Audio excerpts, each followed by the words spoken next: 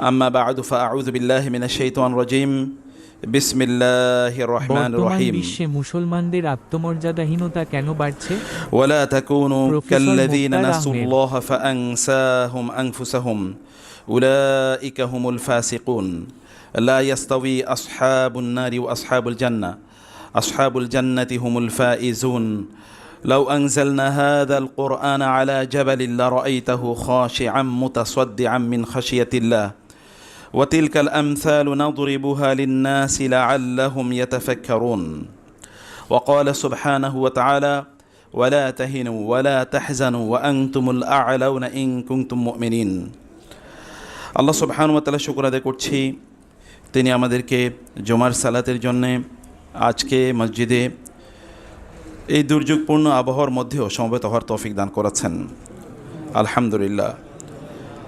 এবং রাসূলুল্লাহ সাল্লাল্লাহু আলাইহি ওয়াসাল্লামের উপর অগণিত দুরূদ এবং সালাম বর্ষিত হোক। আল্লাহুম্মা সাল্লি ওয়া সাল্লিম ওয়া বারিক আলা নবিকা মুহাম্মদ আল্লাহুম্মা সাল্লি আলাইহি আল্লাহুম্মা বারিক আলাইহি। সম্মানিত ভাইয়েরা এবং বোনেরা, একটু তো দুর্যোগ আছে চারিদিকে। আমরা আল্লাহ তাআলার কাছে এই দোয়া কবুলের মুহূর্তে দোয়া করি, আল্লাহ তাআলা যেন বাংলাদেশের উপর থেকে দুর্যোগটা দূর করে দেন। এবং যারা বন্যা কবলিত অথবা পাহাড় ধসে যারা বিপদগ্রস্ত আছেন, আল্লাহ সুবহানাহু ওয়া তাআলা যেন তাদের জন্য উত্তম আশ্রয়ের ব্যবস্থা করে দেন। আল্লাহ সুবহানাহু ওয়া তাআলা বাংলাদেশের উপর তার রহমত এবং বরকতের ছায়াকে দীর্ঘায়িত করুন এবং আমাদের এখানকার সকল বালা মুসিবত আল্লাহ সুবহানাহু ওয়া তাআলা দূর করে দিন, আল্লাহুম্মা আমিন। সম্মানিত ভাইয়েরা এবং বোনেরা, কোরআনে আল্লাহ সুবহানাহু ওয়া তাআলা সূরাতুল হাশরে অত্যন্ত গুরুত্বপূর্ণ দুটি জিনিস আমাদেরকে বলেছেন। এর মধ্যে একটা হচ্ছে, এটা অন্য কোথাও নাই, এর মধ্যে একটা হচ্ছে যে আল্লাহ বলেছেন লাউ আনজালনা হাদাল কোরআন আলা জাবালিন লারাআইতাহু খাশিআম মুতাসাদ্দিআম মিন খাশিয়াতিল্লাহ ওয়া তিলকাল আমসালু নাদরিবুহা লিন-নাসি লাআল্লাহুম ইয়াতাফাক্কারুন। আল্লাহ সুবহানাহু ওয়া তাআলা এই সূরাতে বলেছেন যে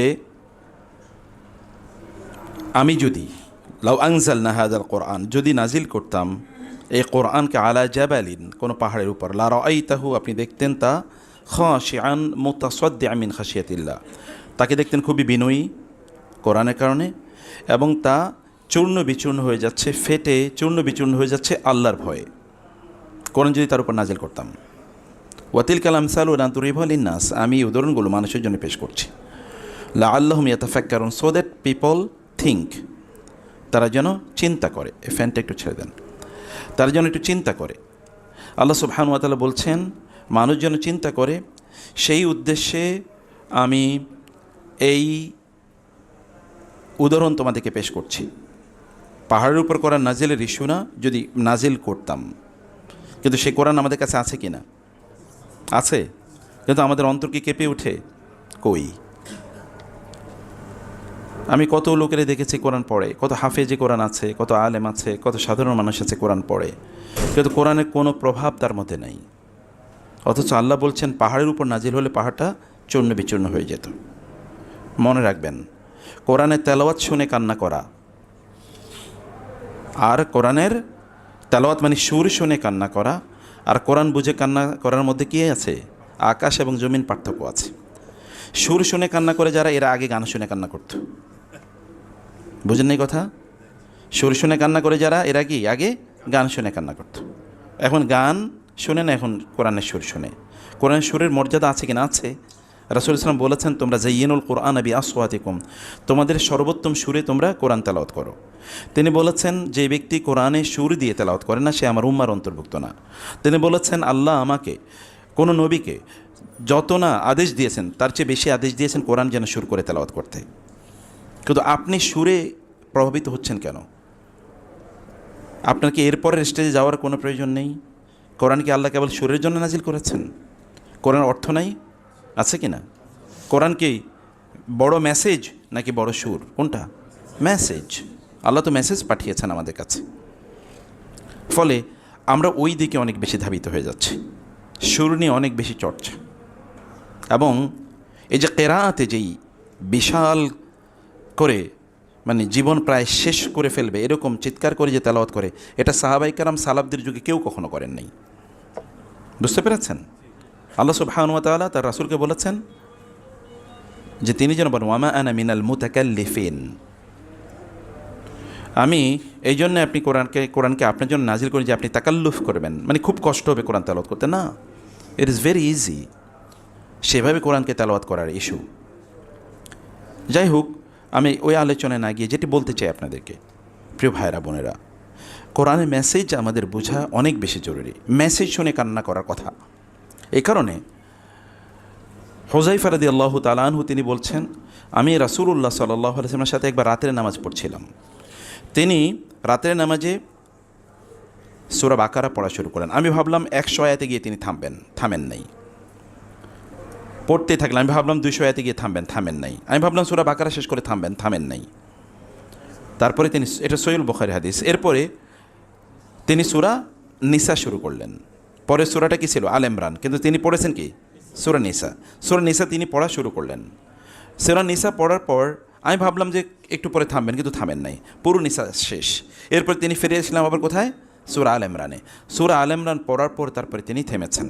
ওয়া কানাত তিলাওয়াতুহু মুতারাসসিলান, আর তিনি থেমে থেমে তেলাওয়াত করতেন। এটা সুপার স্পিডে এরকম না যে খুব দ্রুত তেলাওয়াত করেছেন, এরকম না, খুবই স্লো, সেভাবে তিনি তেলাওয়াত করে গেছেন। এবং রুকুতে তিনি গেলেন। রুকুতে তিনি যতক্ষণ দাঁড়িয়ে তিনি কোরআন তেলাওয়াত করেছেন, ততটুকু তিনি রুকুতে কি আবার তাসবিহ পড়েছেন, সুবহান রাব্বিয়াল আযীম, এটা তিনি রুকুতে তিনি পড়ছেন এবং এত লম্বা সময় জুড়ে পড়ছেন। আপনি বলবেন যে এত সময় পেল কোথায়? বরকত তো আল্লাহ যদি তার রাসূলকে না দেয় তাহলে কাকে দেবেন? আল্লাহ সুবহানাহু ওয়া তাআলা তার রাসূলকে সবচেয়ে বেশি বারাকা দিয়েছেন। 23 বছরের জীবনে এমন কাজ করেছেন, আদম আলাইহিস সালাম থেকে শুরু করে কিয়ামত পর্যন্ত যত লোক আসবে সব মিলিয়ে এতটুকু কাজ করতে পারবে না। ও 23 বছরে এতটুকু কাজ করেছেন মানব জাতির জন্যে এককভাবে। মুহাম্মদ সাল্লাল্লাহু আলাইহি ওয়াসাল্লাম যে উপকার করেছেন, কিয়ামত পর্যন্ত যত লোক আসবে সবাই মিলে যদি উপকার করে মানব জাতির, তাহলে তার 100 ভাগের 1 ভাগ করতে পারবে না। তিনি এত উপকার করেছেন মানব জাতির। এবং এই কারণে অন্যান্য নবীদের তাদের টেনিউর অফ দেয়ার রিসালা, তাদের নবুয়তের বয়স ছিল কত? 100, 200, 500 বছর। কিন্তু মুহাম্মদ রাসূলের কত? এটা আল্লাহ ছাড়া কেউ জানে না। এবং এই কারণে তিনি রব্বুল আলামিন, ইনি হচ্ছেন রাহমাতাল লিল আলামিন। তার নাম হামিদুম মাজিদ, আর রাসূলের নাম কি? মুহাম্মদ। ওই এক থেকে এসে হামদুন মুহাম্মাদুন, তার নাম থেকে তিনি তার নাম চয়েস করেছেন। সম্মানিত ভাইয়েরা বোনেরা, আমাদের কোরআন নিয়ে আমাদের চর্চা নাই। সূরা হাশর এই দিকে আমাদের ইঙ্গিত করেছে, এটা একটা গুরুত্বপূর্ণ জিনিস। এবং সূরা হাশর এরপরে যে বিষয়টি আমাদেরকে বলেছে, এটা অন্য জায়গায় আল্লাহ এভাবে বলেন নাই। তিনি বলেছেন যে হে লোকেরা, লা তাকুনু কাল্লাযীনা নাসুল্লাহ, তোমরা তাদের মতো হইও না যারা আল্লাহকে ভুলে গিয়েছেন। ফাআনসাহুম আনফুসাহুম, ফলে আল্লাহ তাআলা তাদেরকে ভুলিয়ে দিয়েছেন। আল্লাহ নিজেদেরকে ভুলিয়ে দিয়েছেন। ভালো করে খেয়াল করবেন, খুবই গুরুত্বপূর্ণ ইস্যু। আল্লাহ বলছেন ওরা যেহেতু আল্লাহকে ভুলে গিয়েছে, এবার আল্লাহ তাআলা ওদের নিজেদেরকে ভুলিয়ে দিয়েছেন। এবার কাম টু দি ইকুয়েশন। আমরা এই আয়াতের অর্থ দুটো করতে পারি। এর মধ্যে একটা হলো যে মানুষ তার নিজের কল্যাণ ভুলে যাবে। মানুষ তার নিজের কল্যাণ ভুলে যাবে, তার যে কোনটা কল্যাণ এটা লোকেরা বুঝবে না। যেমন ধরুন, মানুষের সবচেয়ে বড় প্রজেক্ট কোনটা জানেন? এই যে আমাদের অনেক বড় প্রজেক্ট আছে না, বিল্ডিংয়ের প্রজেক্ট, ব্যবসার প্রজেক্ট, কিন্তু মানুষের সবচেয়ে বড় প্রজেক্ট হলো সে নিজে।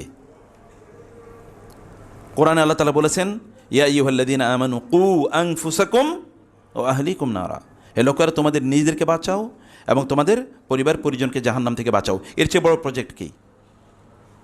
আপনার নিজকে জাহান্নাম থেকে বাঁচানোর চেয়ে বড় প্রজেক্ট কি?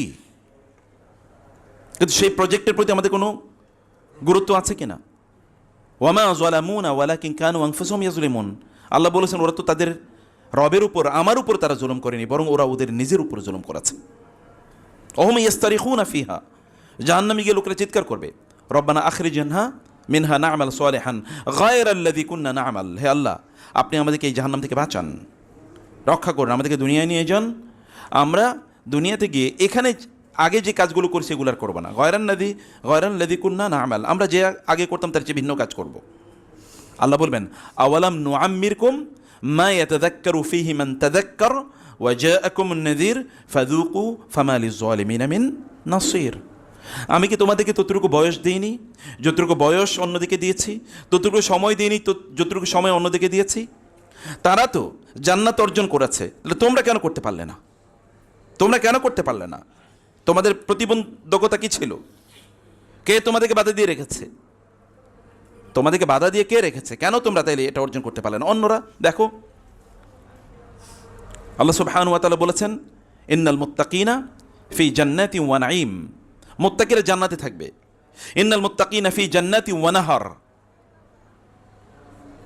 ইন্নাল মুত্তাকিনা ফি জান্নাতি ওয়া উয়ুন ওয়া ফাওয়াকিহা মিম্মা ইয়াশতাহুন কুলু ওয়াশরাবু হানিআম মিম্মা কুনতুম তা'মালুন। আল্লাহ তাআলা বলেছেন জান্নাতীরা তারা জান্নাতে যাবে এবং সেখানে জান্নাতে তারা আল্লাহ তাআলা যে নেয়ামত দিয়েছেন সেই নেয়ামত তারা ভোগ করবে, সেগুলো তাদের জান্নাতে অবস্থা থাকবে এবং তারা জান্নাতে একটু উকি দেবে। তারা জান্নাতে ওয়াহুম ইয়াতাসাআলুন, প্রশ্ন করবে, মা সালাকাকুম ফি সাকার, জাহান্নামীদেরকে, মা সালাকাকুম ফি সাকার ক্বালু লাম নাকু মিনাল মুসাল্লিন ওয়া লাম নাকু নুতঈমুল মিসকিন ওয়া কুন্না নাখুদু মাআল খায়িদিন ওয়া কুন্না নুকাযযিবু বিয়াউমিদ্দিন হাত্তা আতানাল ইয়াকিন। আমরা খাউদের মধ্যে লিপ্ত ছিলাম। খাউদ মানে হচ্ছে অপ্রয়োজনীয় জিনিস নিয়ে আমরা ব্যস্ত ছিলাম। আমরা জানতাম না আমাদের আলটিমেট, বুঝতে পারিনি আমাদের আলটিমেট মিশন, ভিশন বা প্রজেক্ট কী ছিল, আমরা ভুলে গেছি।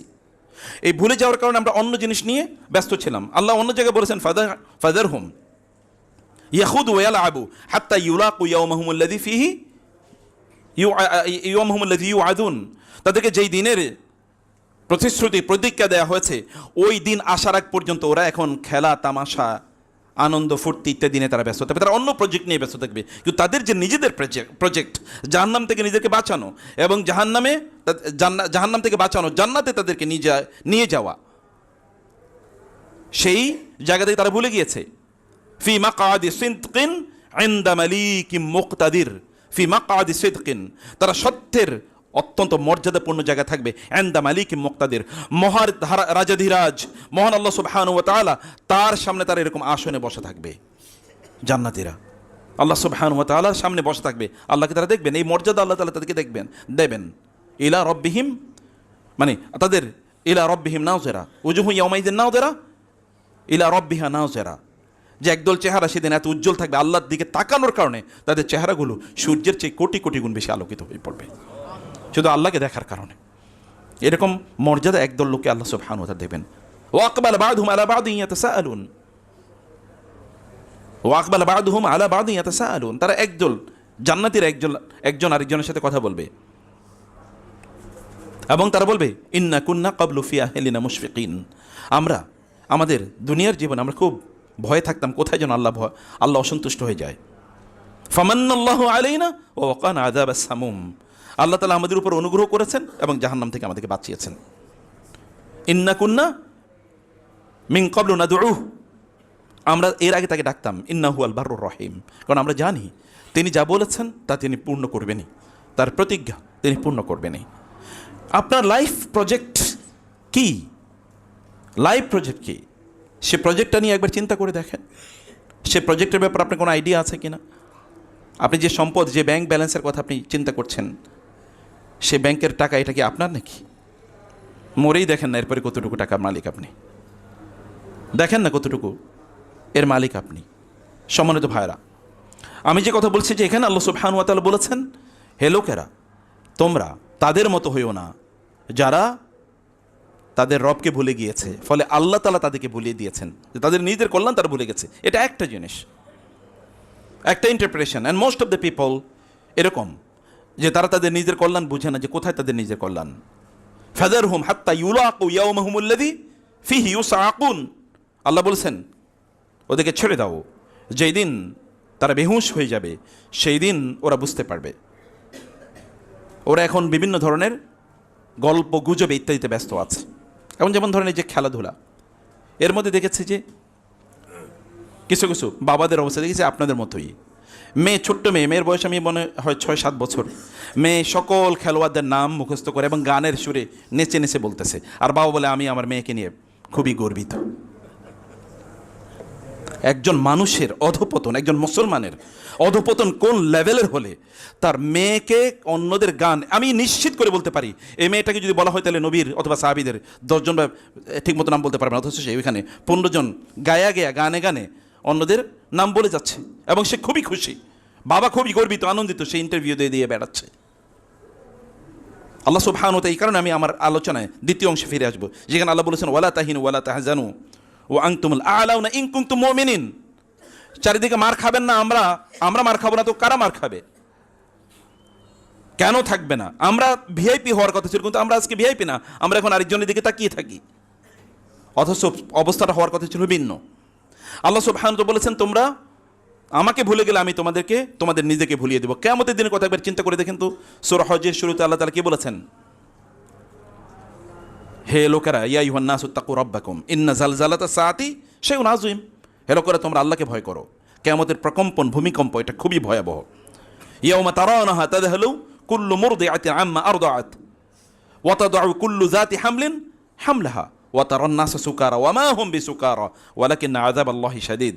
আল্লাহ তাআলা বলেছেন, হে লোকেরা, তোমরা সেই কিয়ামতের ভূকম্পনকে, প্রকম্পনকে, সব কিছু যেদিন কম্পিত হয়ে উঠবে সেদিনকে তোমরা ভয় করো। ওই যে সামাউ কুশিতাত, যেদিন আকাশ এর চামড়া খুলে ফেলা হবে। ওই যে জিবালু নুসিফাত, যেদিন পাহাড়গুলোকে এরকম উড়িয়ে দেওয়া হবে। ওই যে রসুল উক্কিতাত, যখন রাসূলদেরকে বলা হবে সময় শেষ, নির্ধারিত করে দেওয়া হয়েছে। লিআইয়াউমিন উজ্জিলাত, কেন, কোন দিনের জন্য এত তাড়াহুড়া? লিয়াউমিল ফাসল ওয়া মা আদরাকা মা ইয়াউমুল ফাসল, বিচারের দিনের জন্য এত তাড়াহুড়া, সব ধ্বংস করে দিচ্ছেন আল্লাহ তাআলা। আমরা পরিণতির দিকে এগিয়ে যাচ্ছি। আল্লাহ সুবহানাহু বলছেন সেই দিন কেউ কারো খবর রাখবে না। বাবা সন্তানকে ভুলে যাবে, সন্তানরা বাবাকে ভুলে যাবে। এমনকি মা তো সন্তানকে বেশি ভালোবাসে, বিশেষ করে যে মা তার গর্ভে তার সন্তানকে লালন করে। মা যখন গর্ভে সন্তানকে লালন করে কতটা সাবধান থাকে জানেন আপনারা? আপনারা তো দেখেছেন নিশ্চয়ই, যারা বাবা, ছেলেরা নাইলে যারা সন্তান তারা না হয় বুঝেন না, কিন্তু যারা বাবা হয়েছেন তারা তো জানেন আপনাদের স্ত্রীরা কীভাবে সন্তানকে পেটে ধারণ করে। সন্তান যখন পেটে আসা শুরু করে তখন থেকে মার কি খাওয়াও বন্ধ, ঘুমও বন্ধ। এখন তিনি ঠিকমতো খেতে পারেন না, তার মাথা ঘুরায়, কখনো মাথা ঘুরে পড়ে যায়, ডাক্তার বলে এখন আপনি হাঁটাচলা করতে পারবেন না, এখন আপনাকে ঘরেই রেস্ট নিতে হবে। তার খেলেই তার বমি হয় এবং সকল আইটেম তিনি খেতে পারেন না। ইত্যকার পেটের সন্তানটি একটু বড় হতে থাকে এবং বড় হতে হতে তারও কি অবস্থা খারাপ হতে থাকে। এমন একটা সময় তাকে হয়তো বা লাঠি ভর দিয়ে হাঁটতে হয়, অথবা কোনো একটা দেয়ালে হাঁটতে হয়, কারো একজনের সাহায্য নিয়ে তারপর তাকে চলতে হয়, এবং পেটটা এত ভারী হয়ে যায় তিনি চলতে পারেন না। আপনাকে যদি 2 কেজি জিনিস দেওয়া হয় যে 2 কেজি নিয়ে আপনি একদিন হাঁটেন, তো এই 2 কেজি হাত থেকে রাখবে না, দেখবেন হাতটা প্যারালাইজড হয়ে গেছে, এরপর পঙ্গুতে ভর্তি হওয়া লাগবে। কিন্তু এই যে একটা বাচ্চা 2-2.5 কেজির একটা বাচ্চা পেটে নিয়ে একদিন আর 2 দিন না, এই যে পেটে নিয়ে তিনি যে ঘুরছেন কেমনি ঘুরে, কিভাবে সম্ভব? একদিন ট্রাই করে দেখেন, আজকে এখান থেকে যাওয়ার সময় ট্রাই করে দেখেন। 1 মাইল হাইটেন তো একটা জিনিস নিয়ে 2 কেজি 2 কিলো একটা জিনিস নিয়ে, কিন্তু তিনি হাঁটছেন। তারপরও যখন তিনি পড়ে যেতে চান তখন তিনি আগে পেট ধরেন, যেন পেটের সন্তানের যেন ক্ষতি না হয়। যখন তিনি কোনো দিকে ঘুমান, রাতে ঘুমাতে পারেন না, যখন কোনো দিকে ঘুমান তখন তিনি এমনভাবে ঘুমান যেন পেটের বাচ্চার যেন ক্ষতি না হয়। পেটে বাচ্চা যখন লাথি দেয় তখন প্রায় তার প্রাণটা চলে যায়, কিন্তু যখন লাথি দেয় না তখন তিনি তাড়াতাড়ি ডাক্তারের কাছে দৌড়ান। আমার কি হলো, আমার পেটের বাচ্চারা কেন নড়তেছে না, কি হয়েছে, আমার বাচ্চারা কেন নড়তেছেন? এইভাবে তিনি তার সময়গুলো কাটান। যদি কোথাও একটু আঘাত পান তাহলে তিনি আগে তার পেটে ধরেন, হায় আঘাত পাইছে পেটে, কিন্তু পেট নিয়ে তার চিন্তা না, এখানে ফুটো হয়ে গেছে, কিন্তু পেটের সন্তানের কোনো ক্ষতি হয়েছে কিনা এটা নিয়ে তিনি ভাবেন। এরকম একজন মা, সেই মা সে কিয়ামতের দিন সন্তানকে ভুলে যাবে। তাযহালু কুল্লু মুরদিআতিন আম্মা আরদাআত, তিনি ভুলে যাবেন কি তিনি জন্ম দিয়েছেন, যাকে জন্ম দিয়েছেন, জন্ম ওই ভূমিষ্ঠ সন্তান, যাকে এতদিন প্রায় 10 মাসের কাছাকাছি তিনি পেটে লালন করেছেন, তার কথা তিনি ভুলে যাবেন। ওয়া তাদাউ কুল্লু যাতি হামলিন হামলাহা, যেই মা তার পেটের সন্তানের যেন একটু কোনো ক্ষতি না হয় এই জন্য তিনি সদা সর্বদা তিনি ব্যস্ত থাকতেন। সেই মার সন্তান তিনি পেট থেকে বের করে ফেলে দেবেন, তার দিকে তিনি নজরও দেবেন না। সেদিন আল্লাহ সবাইকে ভুলিয়ে দেবেন, কেউ কারো কথা সেদিন মনে রাখবে না। তোমরা এরকম হইও না, যদি আজকে তোমরা আমাকে বলে যাও তাহলে ওই দিন তোমাদেরকে আমি ভুলিয়ে দেবো, যে তোমরা একজন আরেকজনের ভুলে যাবা। ওয়া তাকাত্তাআত বিহিমুল আসবাব, সেই দিন তোমাদের কোনো সম্পর্ক কোনো কাজে লাগবে না। প্রত্যেকের এই যে সম্পর্ক যেগুলো বলছো এগুলো সব ছিন্ন বিচ্ছিন্ন হয়ে যাবে সেই দিন। প্রিয় ভাইরা, এটা আরেকটা কথা, এবং আমি এই জায়গায় আসতে চাই না, বরং এর চেয়ে আরও গুরুত্বপূর্ণ একটা অর্থ আছে। কোরআনে আল্লাহ সুবহানাহু ওয়া তাআলা এই যে নফস ফাআনসাহুম আনফুসাহুম, আল্লাহ বলেছেন যে আল্লাহ তাআলা তাদের নফসকে তাদের ভুলিয়ে যাবেন। কোরআন প্রায় 300 জায়গার উপরে নফস শব্দটা এসেছে। কোরআনে কখনো আল্লাহ তাআলা তার নিজের ব্যাপার বলেছেন, ওয়া ইউহাযযিরুকুমুল্লাহু নাফসাহু, আল্লাহ তার নিজকে নফস হিসেবে উল্লেখ করেছেন, তার নিজকে। নফস মানে হচ্ছে বিবেক, নফস মানে হচ্ছে আত্মমর্যাদা। নফস মানে কি? আত্মমর্যাদা। যদি তোমরা আল্লাহকে ভুলে যাও তাহলে তোমাদের যে আত্মমর্যাদা আসে মুসলিম হিসাবে, এটা আমি তোমাদের কাছ থেকে তুলে নিয়ে যাব। বুঝলেন? এখন এই সময় আইসা, এই 2026 সালে এই বিশ্বকাপের সময় এটা আমার কাছে আরো বেশি স্পষ্ট হয়ে পড়ছে। যখন আমি দেখি মুসলিম সন্তানরা তারা অমকের নামে, অমক কেন জিতলো না কারণ ওরা আত্মহত্যা করে, অমকে কেন জিতলো না এই কারণে সে মারামারি করে, ঝগড়া বিবাদ করে, অমকে কেন জিতলো এই খুশিতে সে মদ খায় এবং এটাকে সে সেলিব্রেট করে। আমাদের ট্যাক্সের দেয়া টাকার, যাদের শিক্ষকদের বেতন দেওয়া হয়, যাদের বিল্ডিং বানানো হয়, ওরা সারাটা রাত জুড়ে এই মাতলামি করতে থাকে, অথচ আমাদের টাকা দিয়ে ওদেরকে পড়ানো হয়। আমি নিজেও পড়েছি সেখানে, 12 টাকা বেতন, 20 টাকা বেতন, ইউনিভার্সিটিতে পড়েছি। অথচ এটা যদি আমি কোনো প্রাইভেট বিশ্ববিদ্যালয়ে পড়তাম তাহলে আমাকে 30-40 লাখ টাকা দেওয়া লাগতো। অথচ আমাদের টাকা দিয়ে পড়ছে, কিন্তু ওরা সারাটা রাত জুড়ে ওখানে মাতালের মতো করে এগুলো দেখে। এর যদি না আসতো আমাদের চোখের সামনে তাহলে এই আয়াতের মর্ম আমি এত ভালো করে বুঝতে পারতাম না। আল্লাহ বলেছেন ফাআনসাহুম আনফুসাহুম, আল্লাহ ওদের নিজেদের যে আত্মমর্যাদা আছে না, এই আত্মমর্যাদা আল্লাহ তাআলা ভুলিয়ে দেবেন। আপনি গোটা পৃথিবী জুড়ে এখন মুসলমানদের সংকট একটাই, তাদের আত্মমর্যাদা নেই। যে আপনি মুসলিম হিসাবে আপনি বলতে পারেন না যে আমি মুসলিম, এ কথা বলার মতো এতটুকু আইডেন্টিটি অথবা নিজেকে এতটুকু মর্যাদাপূর্ণ নিজেকে মনে করা, এতটুকু আমাদের মাথায় নাই। আমরা এগুলো ভাবছিও না, আমরা এগুলো চিন্তাও করছি না। ইসলাম আমাদের মর্যাদার প্রতীক এখন আর নাই। বরং এখন দেখবেন যে লোকদের অবস্থা হচ্ছে এরকম যে একদল লোক তাদের নিজেদেরকে তারা এখন মানব ধর্মের অনুসারী বলে তারা দাবি করে। আপনাদেরই সন্তান, ধর্ম আবার কি, সব ধর্মই তো ভালো, মানব ধর্ম তারা অনুসরণ করে, তাদের একটাই। আপনি সাহাবায়ে কেরাম রাদিয়াল্লাহু তাআলা আনহুম, এখনকার আমরা আমাদের বাচ্চার স্ট্যাটাস খোঁজে, কত বড় বিল্ডিংয়ের মালিক, কত বড় গাড়ির মালিক, কত বড় ফ্যাক্টরির মালিক, অথবা কোন ইউনিভার্সিটিতে পড়ছে, কোন ডিগ্রি নিয়েছে, কোথায় সে বড় চাকরি করে, তার পোস্ট পজিশন কি, এগুলো এখন আমাদের এবং আমাদের বাচ্চাদের প্রতীক। আপনাদেরও একই চিন্তা, আপনাদেরও চিন্তার লেভেলটা ওই জায়গায় গিয়ে দাঁড়িয়েছে। কিন্তু ইসলাম নিয়ে আমাদের কারোই গর্ব করার অথবা ইসলাম নিয়ে আমাদের অহংকার করার বা ইসলাম যে আমার আইডেন্টিটি, এটা আমি বিয়ারই করি না, অথবা এটা আমি এক্সপ্রেসই করি না, এটা আমি চিন্তাও করি না, এটা নিয়ে আমি ভাবিও না। এরকম একটা জায়গায় গিয়ে এখন আমাদের অবস্থা দাঁড়িয়েছে। আমরা এমন সাহাবায়ে কেরাম রাদিয়াল্লাহুর কথা একবার চিন্তা করে দেখেন। আপনি এবার আসুন উহুদের যুদ্ধের কথা একবার। আল্লাহ তাআলা বললেন ওয়ালা তাহিনু ওয়ালা তাহজানু, উহুদের যুদ্ধের অবস্থা একবার চিন্তা করে দেখেন। সূরা আলে ইমরান পড়তে হবে এই কারণে আপনাদেরকে। আল্লাহ সুবহানাহু ওয়া তাআলা বদরের যুদ্ধে প্রেক্ষাপট চিন্তা করে দেখেন। বদরের যুদ্ধে বিশাল বিজয়, কিন্তু ঠিক এরপর উহুদের যুদ্ধে একটা বিশাল ডিজাস্টার লেভেলটা কি? আল্লাহ সুবহানাহু ওয়া তাআলা মুসলমানদেরকে বিশাল পরীক্ষা করলেন।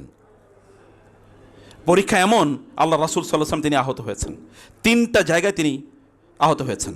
একটা হচ্ছে তার মাথায় যে হেলমেট ছিল, হেলমেটের যে লোহার যে শিক ছিল, এটা তার চোয়ালের মধ্যে ঢুকে গেছে, তার দাঁত মোবারক শহীদ হয়েছে, প্রচুর পরিমাণ রক্তক্ষরণ হয়েছে। রাসূল সাল্লাল্লাহু তিনি মারা গেছেন, এটা চারিদিকে ছড়িয়ে পড়েছে। আল্লাহ তাআলা ধমক দিয়ে বললেন ওমা মুহাম্মাদুন ইল্লা রাসূল ক্বাদ খালাত মিন ক্বাবলিহি রুসুল আফা ইম্মাতা আও কুতিলান ক্বালাবতুম আলা আকাবিকুম ওয়া মান ইয়ানকালিব আলা আকিবাইহি ফালান ইয়াদুররাল্লাহা শাইআ ওয়া সায়াজজিল্লাহু শাকিরিন। আল্লাহ তাআলা বললেন মুহাম্মদ সাল্লাল্লাহু আলাইহি ওয়াসাল্লাম তিনি একজন নবী, তার পূর্বে এরকম বহু নবী এসেছে, তিনি যদি মারা যান অথবা তিনি যদি যুদ্ধের ময়দানে নিহত হন তাহলে কি তোমরা তোমাদের আগের ধর্মে ফিরে যাবা? তোমরা কি আগের মতো আবার সেই কাফের মুশরিক মূর্তি পূজক হয়ে যাবা? তোমাদের দিন তো কেবলমাত্র মুহাম্মদ সাল্লাল্লাহু আলাইহি ওয়াসাল্লামের উপর নির্ভরশীল না, তার মৃত্যু অথবা তার জীবনের উপর নির্ভরশীল না। তিনি যদি নাও থাকেন তাহলে তোমাদের ইসলাম থাকবে। তার কাজ হচ্ছে কেবল ওমা আলাইনা ইল্লাল বালাগ ওমা আলাইকা ইল্লাল বালাগ, আপনার কাজ হচ্ছে কেবল দায়িত্ব পৌঁছে দাও। লাস্তা আলাইহিম বিমুসাইতির, আপনাকে আমি দারোগা হিসেবে পাঠাই নাই, আপনার কাজ হলো কেবল ইয়া আইয়ুহান নাবিয়্যু বাল্লিগ মা উনজিলা ইলাইকা মির রাব্বিক ফাইন লাম তাফআল ফামা বাল্লাগতা বিরিসালাতি ওয়াল্লাহু ইয়াসুমুকা মিনান নাস। তার দায়িত্ব কেবল পৌঁছে দেয়া, কিন্তু আমাদের দায়িত্ব হচ্ছে তাকে অনুসরণ করা। তিনি যদি নাও থাকেন তাইলে আমাদেরকে যেমন তিনি এখন নাই, তার মানে কি আমরা এখন কাফের হয়ে যাব? সাহাবায়ে কেরামদেরকে আল্লাহ বললেন ধমক দিয়ে, তিনি যদি নাও থাকেন তাহলে কি তোমরা তোমাদের পূর্বে ধর্মে ফিরে যাবে? তা তো না, তোমাদের সম্পর্ক হচ্ছে মুহাম্মদ সাল্লাল্লাহু আলাইহি ওয়াসাল্লামের মাধ্যমে আল্লাহর সাথে। তোমাদের আইডেন্টিটি একটাই, তোমাদের ইসলাম আইডেন্টিটি। রাসূল সাল্লামের পরিস্থিতি এরকম, তিনি আহত, এবং ওইখানে যে ঘটনা ঘটেছে সেখানে মূলত কয়েকজন সাহাবীকে রাসূল সাল্লাল্লাহু আলাইহি ওয়াসাল্লাম বললেন ওই জাবালুর রুমাত, অর্থাৎ ওই যে ইয়ের পাহাড়টাতে, তীরন্দাজদের পাহাড় যেন তারা থাকে, এবং রাসূল সাল্লাল্লাহু আলাইহি ওয়াসাল্লাম তাদেরকে বলে দিয়েছেন তারা কি করবে, কিন্তু তারা এর মধ্যে ভুল করে ফেলেছে। ভুল করার পরে সেখানে 70 জন সাহাবী শাহাদাত বরণ করেছেন, একজন এবং দুইজন না। এর মধ্যে একজন সাহাবী ছিল, তার নাম ছিল আমর ইবনে জামুহ। শুনুন আমাদের আত্মমর্যাদাটা কোথায়। আমর ইবনে জামুহ বৃদ্ধ সাহাবী, এবং তার পা একটা প্যারালাইজডের মধ্যে, তিনি ওই যে হাঁটু মানে ইয়ের উপর ভর করে তারপরে চলেন, লাঠির উপর, তিনি ওই লাঠির উপর ভর করে করে রাসূলের কাছে আসলেন, বলেন ইয়া রাসূলুল্লাহ, আমার ছেলেরা তো আমার যুদ্ধের ময়দানে দিতে চায় না, আমি বৃদ্ধ হয়ে গেছি, আমারই জীবনের কোনো আর তো খুব বেশি কিছু আমার করার নাই, কিন্তু আমি জান্নাত মিস করতে চাই না, আমি শাহাদাতের মর্যাদা মিস করতে চাই না, আমি যুদ্ধের ময়দানে যেতে চাই একটাই, যে আমি যেন শাহাদাত পাই। রাসূল সাল্লাল্লাহু আলাইহি ওয়াসাল্লাম তার ছেলেদেরকে ডাকলেন এবং বললেন যে কী ব্যাপার, তোমার বাবা এত শাহাদাতের সম্মান চায়, এই তামান্না, তোমরা কেন তাকে বাধা দিচ্ছ? বলো ইয়া রাসূলুল্লাহ, আমরা তো বাবার পক্ষে 3 ছেলে আমরা যাচ্ছি যুদ্ধের ময়দানে, বাবা তো এরকম, তিনি কি যুদ্ধের ময়দানে গিয়ে কী করবেন? তিনি বলেন না, তোমার বাবার অন্তরে যে তামান্না, এই তামান্না একে তোমরা বাধা দিও না। তিনি তাকে অনুমতি দিলেন, তার ছেলেদেরকে বুঝালেন, তাকে অনুমতি দিলেন, তিনি যুদ্ধের ময়দানে গেলেন। যুদ্ধ শেষ 70 জন সাহাবী শাহাদাত বরণ করেছেন। রাসূল তারে খুঁজতেছেন, আমর ইবনে জামুহ কই, বৃদ্ধ, এবং এক জায়গায় তাকে পাওয়া গেল। রাসূল সেখানে গিয়ে বললেন, আমি এইমাত্র দেখতে পেলাম জান্নাতে ওই রকম ওই লাঠির উপর ভর করে করে সে জান্নাতে হাঁটতেছে, আমি দেখছি। মর্যাদার সাহাবায়ে কেরাম কোথায় খুঁজতেন? উহুদের যুদ্ধে রাসূল নিজেই বলেছেন আমরা মদিনার ভিতরে থেকে, কারণ অলরেডি কাফেররা মদিনার কাছাকাছি চলে এসেছে, আমরা বাইরে গিয়ে যুদ্ধ করতে পারবো না। রাসূলুল্লাহ সাল্লাল্লাহু আলাইহি সাল্লাম একথা বলছিলেন, সিনিয়র সাহাবীদেরও কথা একই, কিন্তু যারা জুনিয়র সাহাবী, জুনিয়ররা ভালো করে শোনেন, জুনিয়র সাহাবী যারা যুদ্ধের ময়দানে যেতে পারে নাই, বদরে যেতে পারে নাই, তারা রাসূলুল্লাহ সাল্লাল্লাহু আলাইহি ওয়াসাল্লামকে বললেন যে ইয়া রাসূলুল্লাহ, আমরা বাইরে গিয়ে যুদ্ধ করতে চাই, কারণ আমরা যখন বাইরে যুদ্ধ করব এর মাধ্যমে আমরা ওদেরকে দেখাবো যে আমাদের শক্তিমত্তা কি। আমরা ভিতরে থেকে যুদ্ধ করলে ওরা মনে করবো আমরা দুর্বল হয়ে গেছে, তখন ওরা আরও বেশি আক্রমণ করার চেষ্টা করবে। আমরা তো দুর্বল না, ইয়াংদের কথা চিন্তা করো, আমরা তো দুর্বল না, আমরা কেন ওদেরকে আমাদের দুর্বলতা প্রকাশ করব? আমরা বাইরে গিয়ে যুদ্ধ করব। রাসূলুল্লাহ সাল্লাল্লাহু আলাইহি ওয়াসাল্লাম তাদের কথা অনুপ্রাণিত হলেন, বাইরে গিয়ে যুদ্ধ করেন। এই সাহাবীদের, এই যে যারা ইয়াং জুনিয়র যারা আছেন, তাদের কথা রাসূল সাল্লাল্লাহু আলাইহি ওয়াসাল্লাম উদ্বুদ্ধ হয়ে এরপরে তিনি বাইরে গেলেন তাদেরকে নিয়ে যুদ্ধ করার জন্য, এবং যুদ্ধ হলো। যুদ্ধের ময়দানে এত বড় একটা ডিজাস্টার হয়েছে। ডিজাস্টার পর রাসূল সাল্লাল্লাহু আলাইহি ওয়াসাল্লাম চাচা সেখানে শাহাদাত বরণ করেছেন, 70 জন সিনিয়র সাহাবী এরা সেখানে শাহাদাত বরণ করেছেন। কিন্তু এরপরে মুসলমানদের অবস্থা কেমন হওয়ার কথা ছিল? এদের অবস্থা কেমন হওয়ার কথা ছিল? মন খুবই খারাপ। আল্লাহ তাআলা বলেছে ওয়ালা তাহিনু ওয়ালা তাহজানু ওয়া আনতুম লা আলাউনা ইন কুনতুম মুমিনিন। টেনশন করার কোনো কারণ নাই। 70 জন যুদ্ধের ময়দানে মারা গেছে, কি হয়েছে? 70,000 70 লাখও যদি মারা যায় তাতেই কিছু যায় আসে না। তোমরা যদি কেবল ইমানদার হও তাহলে এই পৃথিবীতে তোমরাই বিজয়ী শক্তি হিসেবে থাকবা। অস্তিত্ব প্রায় শেষ, এরকম একটা অবস্থায় তোমরাই বিজয়ী থাকবা যদি তোমরা কি, যদি তুমি ইন কুনতুম মুমিন, যদি তোমরা মুমিন হয়ে থাকো। ওয়ালা তাহিনু ওয়ালা তাহজানু, ওয়ালা তাহিনু ওয়াহানুন, হাদিসে শব্দটি এসছে, কোরআনে অনেক জায়গায় ওয়াহানুন শব্দটি এসছে। ওয়াহানুন মানে হচ্ছে যেমন এমন একটা, ধরেন ওয়াহান মানে হচ্ছে একটা, ফর এক্সাম্পল একটি পাখি, এই পাখি এমন কোন একটা জিনিস খেয়ে ফেলেছে, বিষধর কোন একটা সাপ, খাবার খাওয়ার কারণে সে এতটা দুর্বল হয়ে পড়েছে যে এখন আর সে চলতে পারে না, হাঁটতেও পারে না, উঠতেও পারে না, হাঁটতেও পারে না, উঠতেও পারে না। এই যে অবস্থাটা, তার ডানাগুলো যখন সে একটু উড়াতে যায় তখন সে এরকম পড়ে যায়। এই যে ঝাপটা দিতে পারছে না ডানা দিয়ে, অথবা সে উঠতে পারছে না, এই যে অবস্থাটা, এই অবস্থাটাকে কোরআনে বলা হয় ওয়াহান। এটা শারীরিক, কিন্তু একটা মনস্তাত্ত্বিক দিকও আছে। যখন আমরা মনের দিক থেকে প্রচণ্ড দুর্বল, আমি মনে করি আমার টাকা নাই, আমি মনে করি আমি ওই ইউনিভার্সিটিতে পড়তে পারলাম না, আমি মনে করি আমার ওই ডিগ্রি নাই, আমি মনে করি আমি এত বড় চাকরি করতে পারলাম না, আমি মনে করি সোশ্যাল মিডিয়াতে আমার ফলোয়ার, ফেসবুকে আমার ফলোয়ার সংখ্যা কম, ইউটিউবে আমার কম লোক ফলো করে। এই কারণে মনের মধ্যে যে একটা ইনফেরিয়রিটি, এই কারণে আমি কোনো উদ্যম পাই না, কোনো উদ্যোগ পাই না, আমি কোনো কিছু পাই না। যেমন বাংলাদেশে দেখবেন ইয়াং পোলা, তারা যদি ইয়াং ছেলেমেয়েরা তারা যদি একটা ভালো চাকরি না পায়, তাহলে ও এখন মদ এবং জুয়ার মধ্যে আসক্ত হয়ে যায়। কেন একটা চাকরি পাইলাম না, আমার কি হইলো, আমি কেন পাইলাম না, অন্যরা পাইলো কেন আমি পেলাম না? তার মধ্যে হতাশা তখন তাকে গ্রিপ করে, তখন তাকে মাদক অথবা অন্য জিনিসের প্রতি সে আসক্ত হয়ে যায়। একটা ছেলে একটা দেশে, মুসলিম দেশে 30-32 বছর পর্যন্ত চাকরির জন্য চেষ্টা করে, এই অথর্ব জাতি দিয়ে কেমনে উম্মাহ টিকবে বলেন? এই অথর্ব জাতি দিয়ে তাকে যদি 30-32 বছর পর্যন্ত তাকে একটা চাকরির জন্য দৌড়াদৌড়ি করা লাগে, তো ও জীবন যাপন করবে কবে? ও তো জীবন পুরোটাই শেষ, আর বাকি যেটা ছিল তো বার্ধক্য। অতটুকু সময় তো তার কাজ করার অতটুকু এনার্জি আর থাকবে না। সম্মানিত ভাইরা, সম্মানিত বোনেরা, রাসূলুল্লাহ সাল্লাল্লাহু আলাইহি ওয়াসাল্লাম যে উম্মাকে তৈরি করেছেন, সাহাবায়ে কেরাম রাসূলের উপস্থিতিতে আল্লাহ বলেন তোমরা ওই রকম হয়ে যেও না, মানসিকভাবে তোমরা দমে পড়ো না। তাতে কি হয়েছে? 70 জন এখানে শাহাদাত বরণ করেছে, তাতে কি হয়েছে? তোমরা সেখানে ভুল করেছো, তাতে কি হয়েছে? তোমরা উঠে দাঁড়াও, রাইজ আপ এগেইন, তোমরা এগেইন আবার উঠে দাঁড়াও।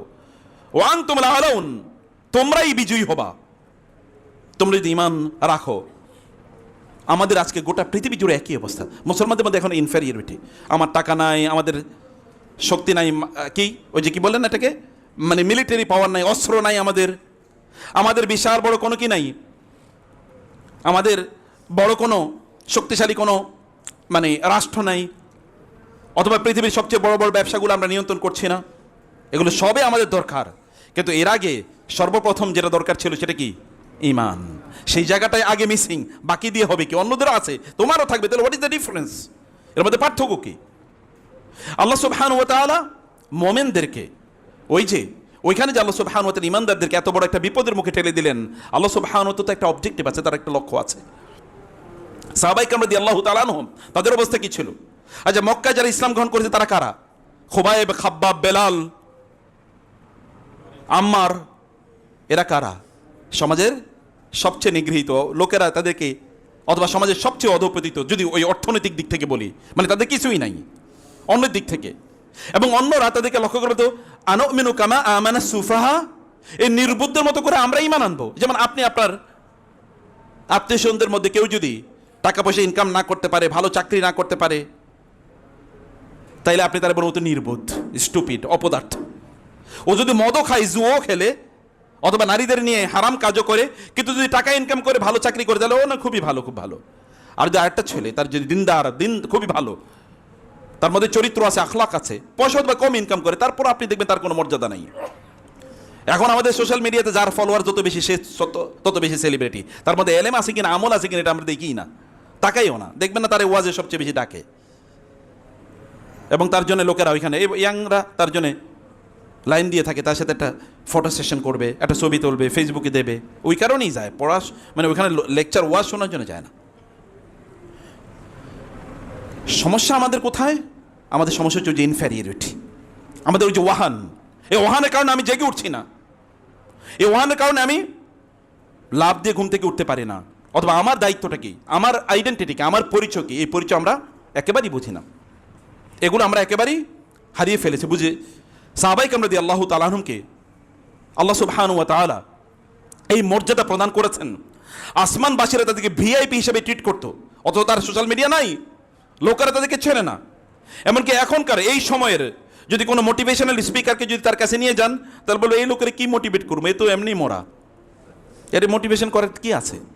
কোনো যদি পলিটিক্যাল সায়েন্টিস্ট অথবা কোনো সাইকোলজিস্ট যদি তাদেরকে দেখাও না, এদেরকে দিয়ে কিছুই হবে না। কারণ তার না আছে শরীর, না আছে চেহারা, না আছে টাকা পয়সা, না আছে অস্ত্র শস্ত্র, কিছুই তো নাই। বদরের যুদ্ধে কি নিয়ে গেছে? তারা যুদ্ধ করেছে যে কি নিয়ে গিয়েছে? সেখানে তো ঈমান ছাড়া কিছুই নাই। রাসূলুল্লাহ সাল্লাল্লাহু আলাইহি ওয়াসাল্লাম তিনি সাহাবায়ে কেরাম রাদিয়াল্লাহু তাআলা আনহুমকে যুদ্ধের ময়দানে পাঠিয়ে দিয়ে তিনি ওই যে আরিশ মাছার উপর তিনি নামাজ আদায় করছেন আর আল্লাহকে দোয়া করছেন, আল্লাহর কাছে বলছেন, আল্লাহ এই ছোট্ট একটা বাহিনী এরা যদি আজকে পরাজিত হয়, তাহলে তোমার ইবাদত করার মতো আর পৃথিবীতে কেউ থাকবে না। তিনি কাঁদছেন ফুফিয়ে ফুফিয়ে।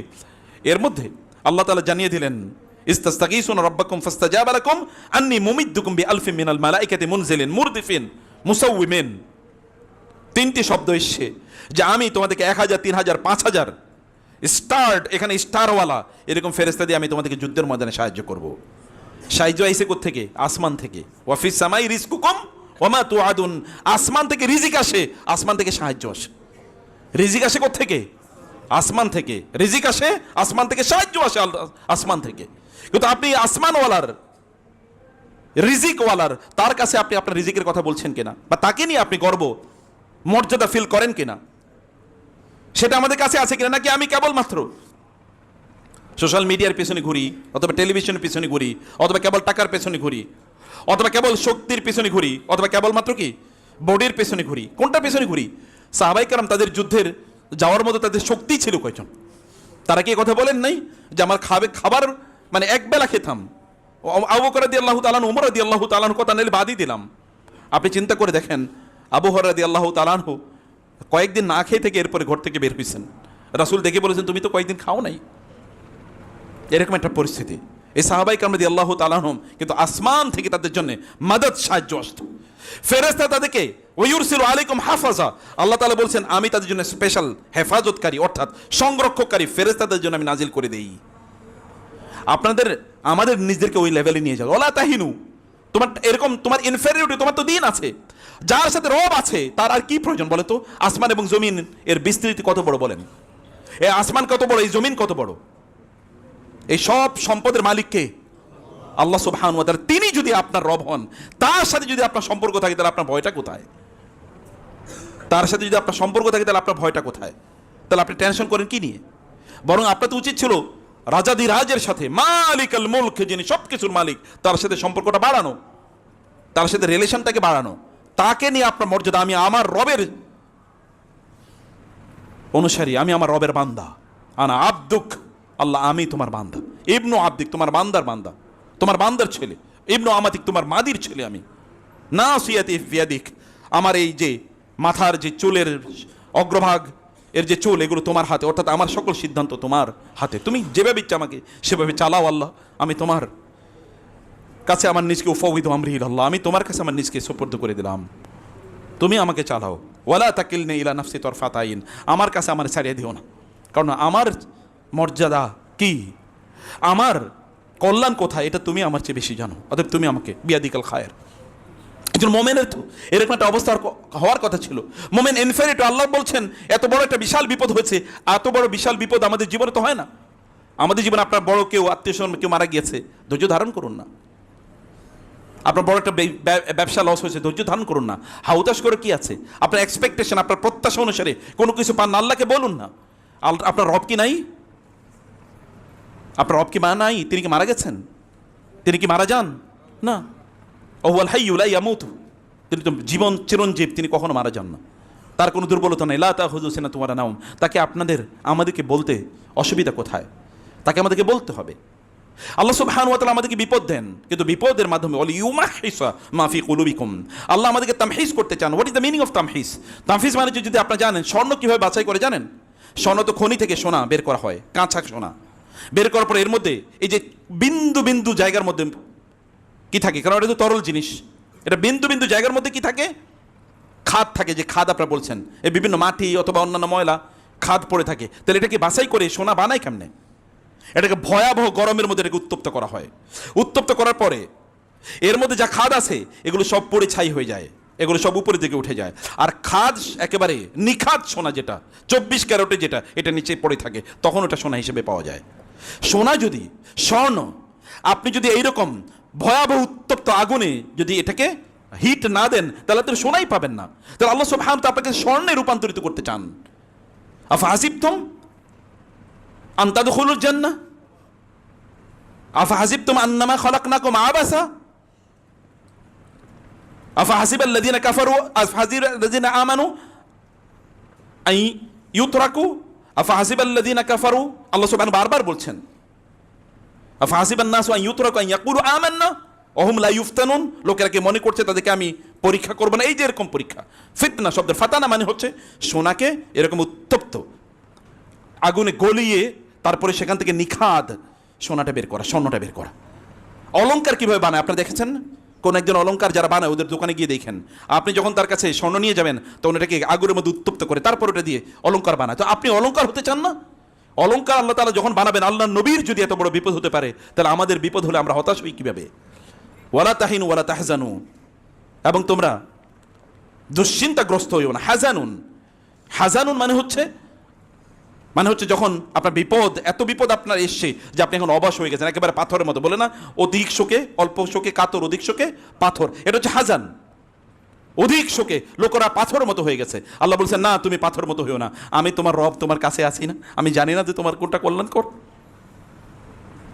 প্রিয় ভাইরা, আমাদের সৃষ্টির 50,000 বছর আগে তিনি আমাদের জন্য সব নির্ধারণ করে রেখেছেন না? রেখেছেন কিনা? আজকে যেখানে আপনারা খুতবা শুনবেন, এটা কি 50,000 বছর আগে নির্ধারিত না? আমাদের সৃষ্টির 50,000 বছর আগে। তাহলে সেখানে আপনার টেনশনের কি আছে? আল্লাহ তো জানেন আপনার জন্য কি নির্ধারিত আছে। তিনি যেটা কল্যাণ করে সেটাই আপনার জন্য করছেন। তাহলে আপনার আমার মূল কাজ হচ্ছে আমাদের যে মূল আইডেন্টিটি, যে মূল পরিচয়, এই পরিচয়টাকে আমাদের ধরে রাখা। আপনি ঈমান আনুন, আল্লাহকে বলুন আমানতু বিল্লাহ ওয়ালাউ আন্না আহলাল কুরআন আমানু ওয়াত্তাকাউ লাফাতাহনা আলাইহিম বারাকাতিম মিনাস সামাই ওয়াল আরদ।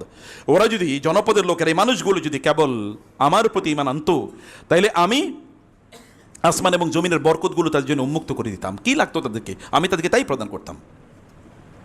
এবং আল্লাহ সুবহানাহু ওয়া তাআলা অন্য জায়গায় বলেছেন, যদি এই সকল লোকেরা যদি তারা ঈমান আনতো আল্লাহর প্রতি, রাসূলের প্রতি, ইউতিকুম কিফলাইনি মির রাহমাতি, তাহলে অন্যদেরকে আল্লাহ যারা রহমত দিচ্ছেন তোমাদেরকে তার দ্বিগুণ রহমত আল্লাহ তাআলা প্রদান করবেন। দ্বিগুণ মানে কি? আপনি যদি বলেন অন্যদের দিকে তাকিয়ে আপনার চোখ ছানা বড় হয়ে যাচ্ছে, ওদেরকে আল্লাহ এত দিলেন। এই যে ইয়াং জেনারেশনের অনেকের এরকম কথা আছে যে আল্লাহ ওদেরকে এত দিয়েছেন, কই আমাদেরকে দিলেন না কেন? তুমি কি মুসলমান হয়েছো? তাহলে তুমি কাফের হলে তা কাফেররা সেটা পাবে, ওদের জন্য দুনিয়া, লাহুমুদ দুনিয়া ওয়া লাকুমুল আখিরা, ওরা দুনিয়ায় পাবে। কিন্তু তোমরা দুনিয়ারও মালিক, তোমাদেরকে দুনিয়া এবং আখিরাতের মালিক হতে হলে তোমাদেরকে ঈমান আনতে হবে এবং তোমাদেরকে আল্লাহর প্রতি সেই বিশ্বাস হবে। তিনি তো সব কিছুর মালিক, তিনি যদি চান তাহলে তোমাকে তিনি মুহূর্তের মধ্যে মালিক বানিয়ে দিতে পারেন না? সে বিশ্বাস, সে আস্থা, সেটা আমাদের রাখা দরকার, সেটা আমাদেরকে করতে হবে। যদি আমরা আল্লাহ তাআলাকে ভুলে যাই তাহলে আল্লাহ আমাদেরকে ভুলিয়ে দেবেন। তখন আমাদের যে আত্মমর্যাদা, এই যে মোমেন হিসেবে আপনার যে আত্মমর্যাদা, সাহাবায়ে কেরামরা তারা তাদের নিজেদেরকে, আল্লাহ রাসূল বলেছেন খায়রুল কুরুনি আকারনি, তাদের সামনে বলেছেন রাদিয়াল্লাহু আনহুম ওয়া রাদু আন, আল্লাহ বলেছেন আস-সাবিকুনাল আউয়ালুনা মিনাল মুহাজিরিন ওয়াল আনসার, আল্লাহ সুবহানাহু ওয়া তাআলা বলেছেন লিল ফুকারাইল মুহাজিরিন আল্লাযিনা উখরিজু মিন দিয়ারিহিম ওয়া আমওয়ালিহিম ইয়াবতাগুনা ফাদলান মিনাল্লাহি ওয়া রিদওয়ানা ওয়া ইয়ানসুরুনা আল্লাহা ওয়া রাসূলাহু উলাইকা হুমুস সাদিকুন ওয়াল্লাযিনা তাবাওয়াউদ দার ওয়াল ঈমানা মিন ক্বাবলিহিম ইউহিব্বুনা মান হাজারা ইলাইহিম ওয়া লা ইয়াজিদুনা ফি সুদুরিহিম হাজাতাম মিম্মা উতু ওয়া ইউসিরুনা আলা আনফুসিহিম ওয়ালাউ কানা বিহিম খাসাসা ওয়া মান ইউকা শুহা নাফসি ফাউলাইকা হুমুল মুফলিহুন। আল্লাহ তাআলা সাহাবায়ে কেরামদের প্রশংসায় কোরআনে আয়াতের পর আয়াত নাজিল করেছেন। কিন্তু এরা কারা? এই লোকগুলো মরুভূমিতে, না কোনো ইউনিভার্সিটিতে পড়েছে, না বড় কোনো সার্টিফিকেট আছে, না বড় কোনো ইন্ডাস্ট্রির মালিক, না কোনো বড় ফ্যান বেস তাদের আছে, ইউটিউব, ফেসবুকে, টুইটারে কোথাও নাই। কিন্তু তারপরেও, কারণ তাদেরকে চেনেন কে? আল্লাহ, আসমানওয়ালারা তাদেরকে চেনেন। প্রিয় ভাইরা, বোনেরা, আপনাদেরকে মনে রাখতে হবে আদম আলাইহিস সালামকে আল্লাহ তাআলা তৈরি করেছেন। আদম আলাইহিস সালামকে এই যে আত্মমর্যাদার কথা বলছি, আইডেন্টিটির কথা বলছি না, এই আইডেন্টিটি, ফেরেশতারা কি আল্লাহ তাআলা ইবাদত করেন না? আপনারা জানেন সহিহ হাদিসে আসছে রাসূলুল্লাহ সাল্লাল্লাহু আলাইহি ওয়াসাল্লাম বলেছেন আসমানে এক বিগত জায়গা পর্যন্ত ফাঁকা নাই, অথবা এই 4 আঙ্গুল পরিমাণ জায়গা ফাঁকা নাই যেখানে একজন ফেরেশতা দাঁড়িয়ে আছেন, আল্লাহর তাসবিহ পড়ছেন, অথবা সিজদায় আছেন, অথবা রুকুতে আছেন।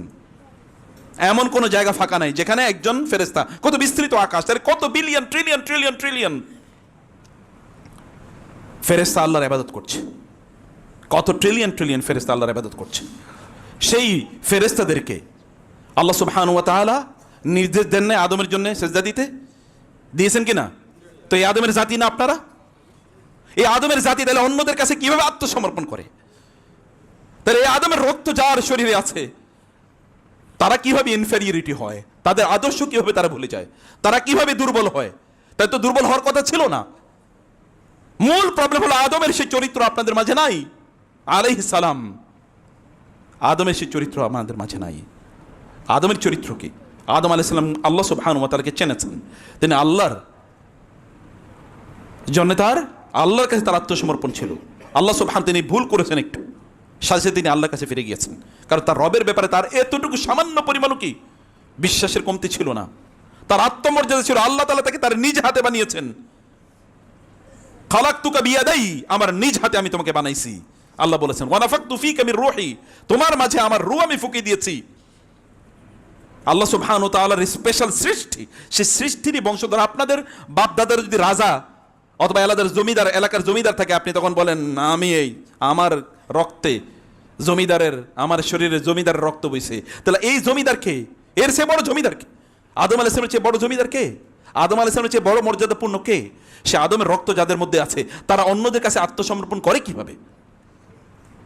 তাদের মর্যাদা, সে আত্মমর্যাদা গেল কোথায়? আত্মমর্যাদা আপনাদেরকে নিয়ে আসতে হবে। যদি আত্মমর্যাদা কেবল লালন করতে পারেন তাহলে দেখেন না, আগেও যেমনি ভাবে ফেরেশতারা সাহায্য করেছে, এখন ফেরেশতারা সাহায্য করবে। আগেও যেমনিভাবে আমরা এই জাতি হিসেবে বিজয়ী ছিলাম, এখনও আমরা জাতি হিসেবে বিজয়ী হব। কিন্তু আমাদের মূল প্রবলেম হলো একটাই, তাহলে যে আমরা দিন থেকে সরে গেছি, আমরা ইসলাম থেকে সরে গেছি। আমাদের তিনটা, বাইরে থেকে তিনটা সমস্যা, ভেতরে চারটা সমস্যা। বাইরে তিনটা সমস্যা হলো যখন মুসলমানরা ইহুদিদের মানে খ্রিস্টানদের বই অথবা গ্রিক বইগুলো যখন অনুবাদ করা শুরু করলো, তখন ওইখান থেকে কিছু ফিলোসফি ঢুকছে, দর্শন ঢুকছে, যেটাকে এখনকার সুফি তন্ত্র দেখেন আপনারা। এবং এখান থেকে কিছু এথিস্ট ঢুকছে, কিছু নাস্তিক ঢুকেছে, ওইখান থেকে নাস্তিকবাদ ঢুকেছে, সন্দেহবাদ ঢুকেছে। এটা একটা প্রবলেম, এটা প্রথম একটা অ্যাটাক। যদিও জ্ঞান এসছে, কিন্তু জ্ঞানের সাথে কি কিছু ময়লা আবর্জনা, সেই ময়লা আবর্জনাগুলো কিছু লোক আর পরিষ্কার করতে পারে নাই। 2 নম্বর অ্যাটাক হলো কি প্যারেনিয়ালিজম। একদল লোক হলো এটা এখন কি, তারা হচ্ছে এখন আধ্যাত্মিকতাবাদে আছে। প্রথমটা তো বললাম ওদের ফিলোসফি, এটা দর্শনগত প্রবলেম, দর্শন। এবং এই কারণে দেখবেন বাংলাদেশ সহ মুসলিম বিশ্বে কবি সাহিত্যিক মানে হলো নাস্তিক অধিকাংশ, নাকি বুদ্ধিজীবী টাইপের। বাংলাদেশে এখন তো আল্লাহর রহমতে কিছুটা কম, কিন্তু প্রায় 15-16 বছর পর্যন্ত দেখছি বুদ্ধিজীবী মানেই কি এগুলি নাস্তিক। আর নাস্তিকদেরকে প্রমোট করা হইতো, এখন আবার ওই কালচার ধীরে ধীরে আবার আসতেছে, নাস্তিকদেরকে প্রমোট করা হতো। এটা গোটা পৃথিবী জুড়েই প্রবলেম, কারণ শয়তানের এজেন্ডা তো আছে নাকি। শয়তান কি মরে গেছে নাকি? ও মরে নাই, ও কিন্তু এজেন্ডা ঠিকই রাখছে। আপনাদের এজেন্ডা নাই, আমাদের এজেন্ডা নাই, কিন্তু ওর এজেন্ডা ঠিক আছে। এবং 2 নম্বর বিষয় হলো আধ্যাত্মিকতা। মানে একদল লোক বলে আমি ভালো মানুষ হইলেই তো চলো, আবার ধর্ম দরকার কি? আছে কিনা এরকম?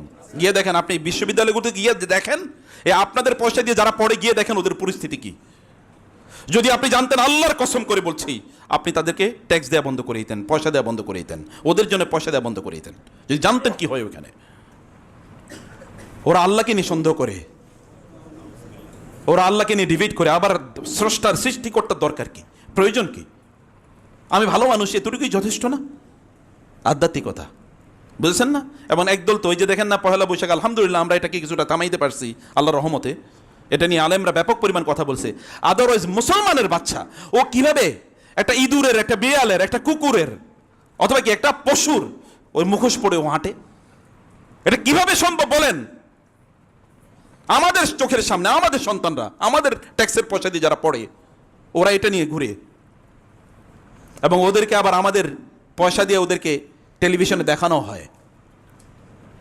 এটা কিভাবে সম্ভব? তাইলে প্রবলেমটা এখানে যে 2 নম্বর, এই যে বলেছে যে সব একটা ভালো মানুষের মুখোশ।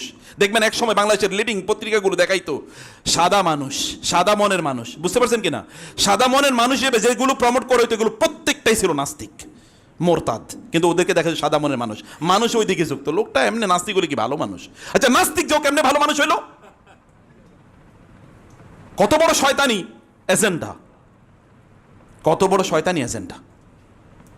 এটা বাইরে থেকে চাপিয়ে দেয়া 2 নম্বর জিনিস। 3 নম্বর জিনিস সায়েন্টিজম। সায়েন্টিজম বুঝেন তো? বিজ্ঞানের পোকা যদি কারো মাথায় একবার ঢুকে, বিজ্ঞানের আলোকে সব আপনাকে ব্যাখ্যা করা লাগবে। বিজ্ঞান যেহেতু ওটা বলে নাই, তাহলে আমি বিশ্বাস করব না। তোমার বিজ্ঞান কতটুকু পর্যন্ত জানে? তোমার বিজ্ঞানের বিজ্ঞানীরা তো এখনো পৃথিবীতেই কি কোথায় কি আছে তার ঠিক মতো বলতে পারে নাই। আকাশের কোথায় কি আছে এখনো তারা জানে না, এখনো তারা আকাশ কি এটার অর্থ তারা বলতে পারে না। এখন তারা ইউনিভার্স কি, এখন তারা বলে মাল্টিভার্স। এতদিন বলছে ইউনিভার্স, ইউনি মানে 1, এখন বলছে না মাল্টি। এতদিন বলছে ম্যাটার, এখন বলে না অ্যান্টি ম্যাটার, এটাও আছে। এখন এতদিন বলছে অস্তিত্ব থাকলেই এটাকে আমরা বিশ্বাস করবো, এখন বলছে না অস্তিত্বহীন কিছু জিনিসও কি থাকতে পারে, এগুলো তারা বলছে এখন। তো তোমার বিজ্ঞানেরই তো মাথা ঠিক নাই, তুমি সেই বিজ্ঞান দিয়া ইসলামকে অথবা আল্লাহকে বিচার করতে আসে। এবং আমাদের পোলাপাইনরাই ওরাই এগুলো করছে, এটা ওদের মাথাকে ধ্বংস করে দিয়েছে। এটা বাইরে থেকে চাপিয়ে দেওয়া জিনিস। এবং এগুলো থেকে আমাদের সন্তানরা কেন এগুলো থেকে মুক্তি পায় না? কারণ ওই যে বললাম, তার তো দিন নিয়ে তার কোনো আইডেন্টিটি নাই, তার পরিচয় নাই। এই পরিচয় তো তৈরি হয় না। স্কুল, কলেজ, ইউনিভার্সিটিতে কোথায় আল্লাহ সম্পর্কে বলা হয়, কোথায় দিনের সম্পর্কে বলা হয়? তোমার দিন এটা। আর আমরা নিজেরা কিছু জিনিস বানাইছি। তোর মধ্যে একটা হইলো, যেমন আমরা একদল লোক আছি, তার হলো আমরাই কেবল কনফার্ম জান্নাতি, আর সকলে মহা জাহান্নামী, সব জাহান্নামী, আমরাই কেবল জান্নাতি। আছে কিনা একদল? এরা মানে আমরা ছাড়া আর কেউ না, আমরা এই একদল লোক আছে। এই একদল লোক, এটা ইন্টারনাল একটা প্রবলেম, এবং এটা আমাদেরকে একেবারে কুড়ে করে খেলছে, একেবারে শেষ করে দিচ্ছে। এবং কিছু কিছু লোক এই কারণে ডিমোটিভেটেড। এত কিছু কেন, উনি কেন ভেবে বলে? এবং 2 নম্বর হচ্ছে সেলফ জাস্টিফিকেশন বা ভ্যালিডেশন। আপনি যা বিশ্বাস করেন, যেই হুজুর আপনার মতো করে কথা বলবে শুধু তার লেকচারই শুনবেন, আর কারো লেকচার শুনবেন না। আছে কিনা এরকম? ওনার কথা ছাড়া আর কারো কথা শুনবো না। উনি যেহেতু আমি জামত ধারণ করি এবং একদল এখন আমাদের শেখ আছেন, ওই শেখরা ভক্ত কুল দ্বারা তারা কি চারিদিক থেকে ঘেরাও করা থাকে। ওই ভক্তকুলরা তাকে যা বলতে বলে তিনি তাই বলেন, এর বাইরে কিচ্ছু বলেন না। আর তার উদ্দেশ্য তাকে এই ভক্তকুলের কি করবে, তিনি এটা সন্তুষ্ট করবেন। কারণ ভক্তকুল যদি সন্তুষ্ট না হয় তাহলে তার পয়সা কমে যাবে, অথবা তার তখন দাওয়াত কমে যাবে। এরকম আছে, আমি নিজে জেনে বলছি। এটা 2 নম্বর প্রবলেম। এবং 3 নম্বর প্রবলেম হচ্ছে আমরা কিছু কিছু নির্ধারিত শেখ একেবারে ঠিক করে নিয়েছি, এই শেখরা ভুল বলুক বা ভালো বলুক এদের কথাই একমাত্র এটাই প্রচার করা হবে। আর সকল লাল ক্রস অমকের কথা শোনা যাবে না, তমকের কাছে যাওয়া যাবে না। যদি তিনি কোনো কথাবার্তা বলেন তাহলে ওইখানে প্যাঁচ খোঁজা শুরু করে। আমি বহুত যুবকের দেখেছি 3 ঘন্টার ভিডিও দেখে 10 সেকেন্ডের ভুল খোঁজার জন্য। 3 ঘন্টা দেখছে, ওর উদ্দেশ্য হলো এটা 10 সেকেন্ড খোঁজার জন্য। ওখানে ভুল কি আছে, এর বাইরে কোনো কিছুই নেই। এবং 4 নম্বর হচ্ছে অ্যান্টি ইন্টেলেকচুয়ালিজম। এখন আপনি দিনই যদি কোনো কথাবার্তা বলেন, আপনি যদি গভীর বিশ্লেষণমূলক কথা বলেন, তাইলে আপনার কাছেই কেউ ঘেসবে না। কত উত্তেজিত, খুব অ্যাংরি বার্ডস টাইপের কিছু বক্তা আছে দেখবেন, মানে কথা যখন বলে তখনই তার চেহারায় মনে হচ্ছে না আগুন জ্বলতেছে, মনে সামনে যাচ্ছে সবাই জালে পড়ে দেবেন, খায়া ফেলাইব, এরকম আছে কিনা কিছু ভয়াবহ অবস্থা। আর আমরা ওদেরকে খুব সেলিব্রেট, শেখ আপনি যা আজকে বলছেন না সুবহানাল্লাহ, আপনার আগে আদম আলাইহিস সালাম থেকে শুরু করে আপনি পর্যন্ত কেউ এরকম কথা বলে নাই। এরকম অসংখ্য মানুষের দেখবেন। এবং এদের কারণে সেটা কখনো কখনো টিকটকার হতে পারে, কখনো কখনো কথিত শেখ হতে পারে, কখনো কখনো কি আপনার বক্তা ওয়াইজ হতে পারে, কখনো কখনো পডকাস্ট, অথবা কখনো কখনো ইউটিউবার হতে পারে। ইউটিউবার তো এখন গোটা পৃথিবীর সবচেয়ে বড় সেলিব্রিটি। ফেসবুকের ফলোয়ার যার বেশি সেই সবচেয়ে বড় সেলিব্রিটি, কিচ্ছু লাগে না আর। এবং এই জায়গায় গিয়ে আমরা উম্মা ধরা খেয়ে গেছি এখন। অ্যান্টি ইন্টেলেকচুয়াল যে আপনারা যারা আছেন বুদ্ধিবৃত্তি, কেন আপনার এই কোরআন কি আল্লাহ দেন নাই আপনাদেরকে? এই কোরআন পড়তে পারেন না? আমি তো কোরআন থেকেই বলছি এতক্ষণ, আমি কোরআন থেকে আমার আন্ডারস্ট্যান্ডিংটা বলছি, আপনাদের কাছে তো এই কোরআন আছে। আমি তো একটা আয়াত মাত্র বললাম, তাহলে বাকি আয়াতের কি হবে? ইবনে তাইমিয়া রাহমাহুল্লাহ তিনি শুধু সূরা নূহের উপর 1 বছর তাফসীর করছেন। তাফসীর করার পর বলছেন আমি কিছুই বলতে পারি না, এখন আমি কিছুই বলতে পারি না।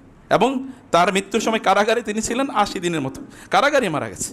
ওই সময় বলছে আল্লাহ তাআলা কোরআনের ব্যাপারে আমাকে এখন এমন অনেক জ্ঞান দিয়েছেন, এটা যদি আমি আগে বুঝতাম তাহলে কোরআন ছাড়া আর আমি কিচ্ছু পড়তাম না, আমি কেবল কোরআন নিয়ে ব্যস্ত থাকতাম।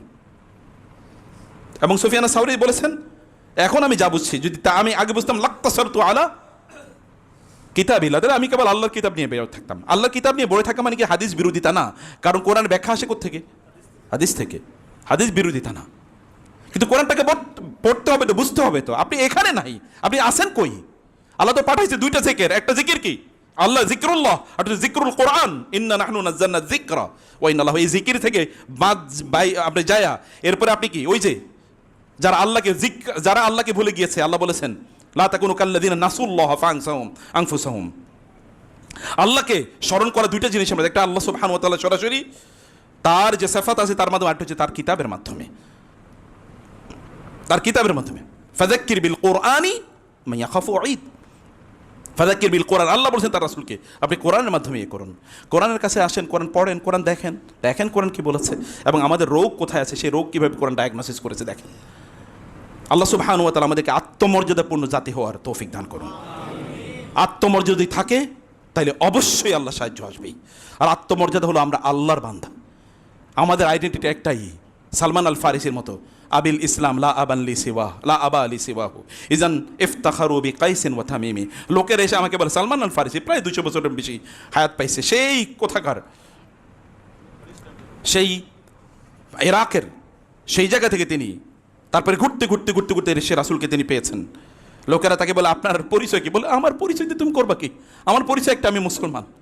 আমার বাবার নাম জিজ্ঞেস করো, আমার বাবার নাম ইসলাম, আমার বাবার নাম ইসলাম, আমি মুসলমান, আমি ইবনুল ইসলাম, I am the son of ইসলাম, আমি ইসলামের সন্তান, আর কোনো পরিচয় নেই আমার। এমনিতেই কিন্তু উম্মাহ এভাবে বড় হয় নাই। আল্লাহ তাআলা আমাদেরকে সত্যিকার অর্থে উম্মার সাহাবায়ে কেরামদের মতো আদর্শবান সদস্য হওয়ার তৌফিক দান করুন। আল্লাহুম্মা আমিন। আকুল কওলি হাদা ওয়া আস্তাগফিরুল্লাহি ওয়া লাকুম ওয়া লিসাইরিল মুসলিমিন ফাস্তাগফিরুহু ইন্নাহুল গফুরুর রহিম। salafi.9 রাসূলের কথা বলে।